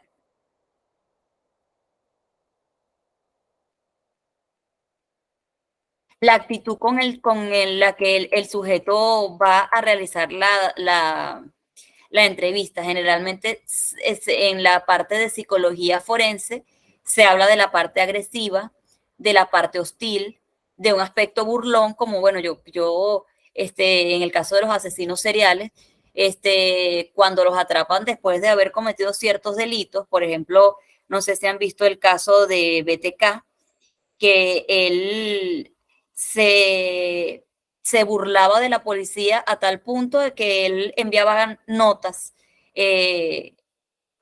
pero en principio eran recortes de periódico y las dejaba en algún lugar y conocía incluso a los investigadores porque él seguía su propio caso, hasta que cometió un error porque él se hizo como el examinador hizo el rapport o se ganó la confianza de él y hablaba por teléfono con él y él le pregunta, claro, él utilizaba un programa para que la voz de él fuese distorsionada y también se tardaba un tiempo que no le permitiera a la policía rastrearlo o llamaba por teléfonos públicos. Pero él se ganó la confianza de la gente y le pregunta, si yo les mando un correo, ustedes podrían determinar desde dónde sale el correo. Y el agente evidentemente sabía que sí podía rastrear eso, pero le dijo a él que no. Como él no tenía conocimientos informáticos, hizo el reenvío de una carta y cuando ellos buscan y rastrean por medio de los diferentes programas que implementaron, dan a conocer que el email salió de una iglesia y que precisamente era el reverendo el asesino serial. Y lo terminan de confirmar porque uno de sus hijos estudiaba en una universidad prestigiosa y tenían en la universidad les pedían la tipología sanguínea y comprobaron la tipología sanguínea del hijo con los crímenes que él había cometido durante más de 30 años y resulta que salió positivo. Por supuesto, los agentes, al tener todos los medios probatorios, lo abordan en su casa y él se entregó, pero en las entrevistas ustedes ven a una persona totalmente diferente a la que demostraba ser en la sociedad. Cuando el criminal o el autor de un hecho punible es ya confrontado y ya ve que ya puede ser realmente quién es, hasta la forma de mirar del sujeto cambió. Y se mostraba burlón. Durante todo el juicio él se mostraba sin ningún tipo de arrepentimiento. Él aceptó que era BTK y él decía que bueno, que se habían tardado bastante, que él esperaba que lo agarraran más rápido y se mostró muy burlista durante el desarrollo del juicio. Esto está público y lo pueden ver si es de su curiosidad, lo pueden ver por YouTube. Buscan BTK y allí sale incluso el juicio completo y sale parte de la biografía de él. Ok, se puede mostrar desconfiado, eso es lo que hace, que es lo que yo les estoy diciendo, que entre el examinador, sea de la profesión que tenga, muestre un ambiente de rapport, donde el sujeto se muestre desinhibido para nosotros poder hacer un interrogatorio que nos permita a nosotros confirmar o estar lo más cerca posible de lo que sucedió.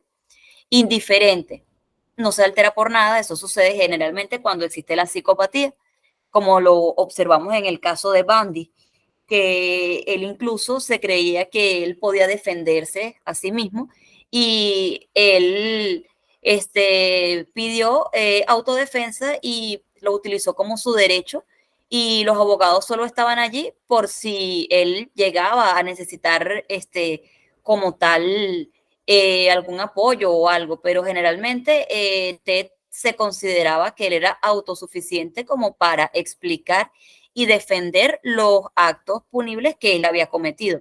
De hecho, hasta el final de cuando él fue ejecutado, él mantenía que él era inocente porque era algo que era como un instinto, pues, y que él lo había hecho porque él había nacido con eso, que él no, de verdad, no se sentía que tuviese culpa porque él no podía hacer otra cosa.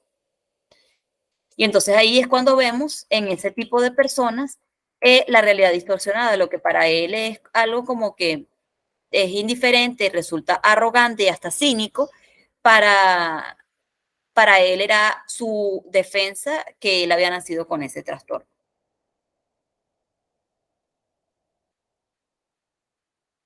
la autocognición y el juicio que hablamos, el estado de la conciencia,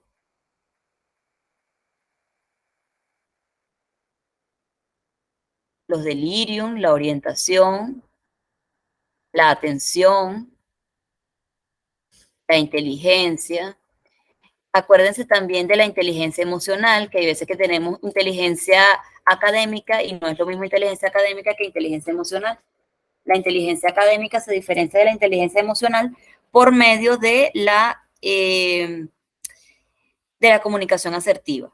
Vamos a comunicar lo que necesitamos puntual y preciso, sin irnos eh, a recalcar situaciones pasadas o que nos predisponga.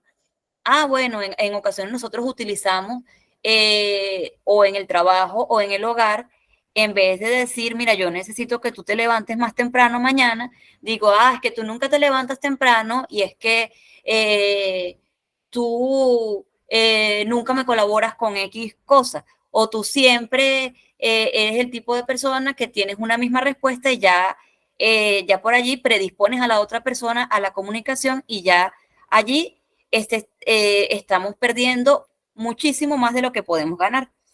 Los investigadores tienen que tener inteligencia emocional porque no es ponernos en el lugar de la víctima, sino tener empatía con el sujeto aun cuando el crimen sea horrible y nosotros tengamos que ser objetivos. La interpretación de los proverbios, las semejanzas, las diferencias, el tipo de conocimiento y cálculos sencillos para nosotros saber si la persona tiene una conducta normal o una conducta anormal o atípica. Por la psicomotricidad que se debe desarrollar en conjunto los gestos con el lenguaje que se desarrolla. La percepción, que es importantísima que la trabajemos con los sujetos, por el ejemplo que les acabo de dar de Bandy, el pensamiento,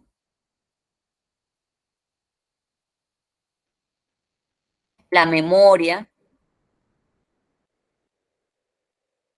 Y bueno, aquí está un ejemplo de lo que es el examen mental, como lo puedo hacer yo, eso se sale en Google, ustedes buscan ejemplos de exámenes mentales, eso lo hacen únicamente los psicólogos porque está establecido dentro de la normativa, pero es importante que no solo lo conozcan los psicólogos, que lo conozcan todas las personas, de que tengan alguna profesión relacionada con esta parte, porque la idea es trabajar en equipos, no yo reservar una información y no dársela al abogado que puede serle útil en determinado momento. Aquí vamos a evaluar lo que son los datos personales, el estado civil, la memoria, la percepción, la imagen, el pensamiento, la orientación, mecanismos de defensa si la persona los tiene, el tiempo en el que vive la persona, si es presente, pasado o futuro. Y bueno, se otorgan certificados de salud mental. No sé si en México los manejan, acá los solicitan para los diferentes tipos de empleo y los abordo de esa forma. Una vez que les aplico el mini mental, les hago este tipo de exámenes más la observación directa. Nosotros ya allí podemos obtener si el sujeto puede o no tener la capacidad intelectual. Con esto finalizamos por el día de hoy y abro el ciclo de preguntas y de recomendaciones.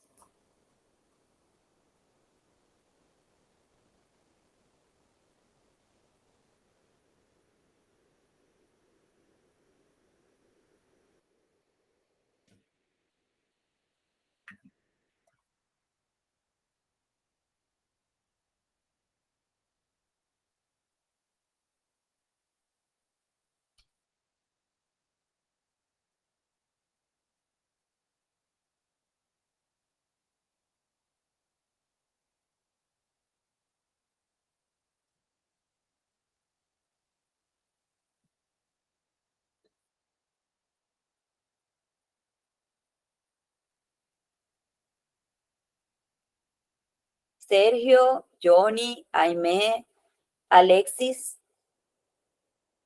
Bredis, los escucho.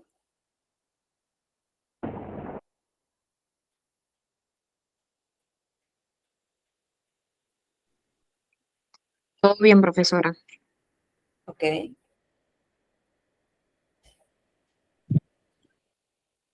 Muy interesante estas últimas clases, profesora. Muy completas, buenas explicaciones. Considero que la psicología forense es una ciencia muy importante en el ámbito, por lo menos en el área que yo trabajo, en el área penal, porque nos ayuda mucho a acreditar ciertas conductas para distintos delitos, ¿no? Para acreditar los hechos. Ok. Profesor, una consulta. Esto último que usted ha tocado, ¿usted tiene diapositivas o la información que nos las pueda facilitar, ya que hay cosas que no puede apuntar? Sé que la clase está grabada, pero quería saber si lo tenía así como en diapositivas, que ya va como más estilo, así como más resumen, lo más importante. Mira, las diapositivas que tengo son esas que les mostré. Lo que puedo hacer es hacer lo mismo que la otra vez. Me envían los correos y yo en la semana, en lo que tengo un chance, les puedo reenviar esta información que compartimos hoy. Ah, perfecto, gracias, profe.